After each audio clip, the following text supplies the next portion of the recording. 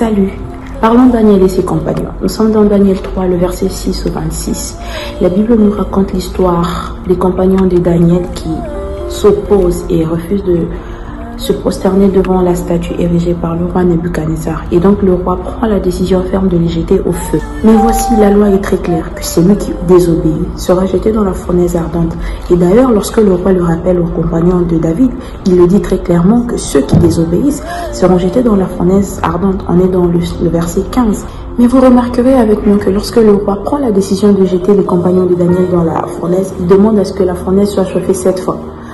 Je me pose donc la question, pourquoi 7 fois? Pourquoi pas juste chauffer la fournaise? Pourquoi juste 7 fois? Pourquoi pas 4 fois? Pourquoi pas 5 fois? Pourquoi 7 fois? Dans Apocalypse 1:12, le chiffre 7 représente le chandelier. Donc en fait, l'erreur du roi, c'était de penser qu'il était en train de chauffer la fournaise 7 fois.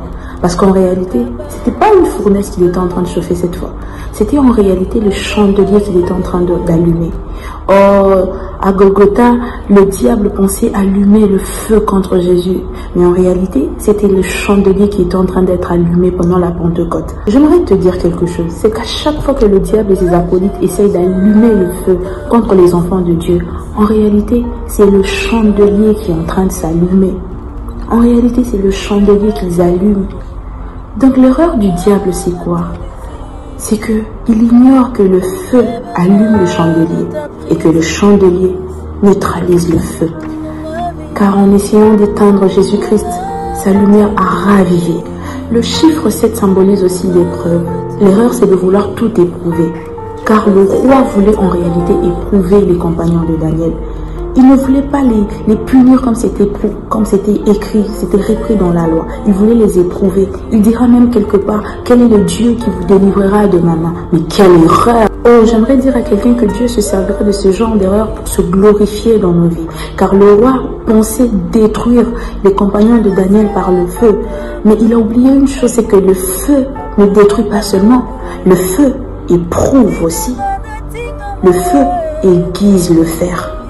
Sachez que les épreuves ne viennent pas seulement pour nous finir, elles ne viennent pas seulement pour terminer notre vie, pour nous détruire, elles viennent aussi pour révéler notre vraie nature, pour révéler nos capacités, révéler qui nous sommes en réalité.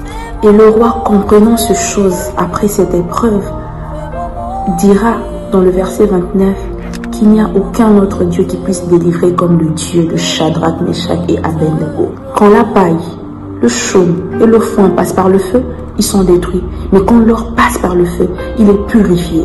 Car éprouvé, il brille davantage. Les plus vigoureux serviteurs qui étaient à côté ont succombé aux flammes.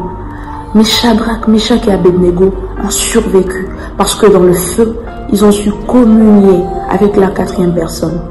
Donc, frères et sœurs, dans le feu, dans vos épreuves, communiez avec la 4e personne et vous en sortirez victorieux. Que le Seigneur vous bénisse.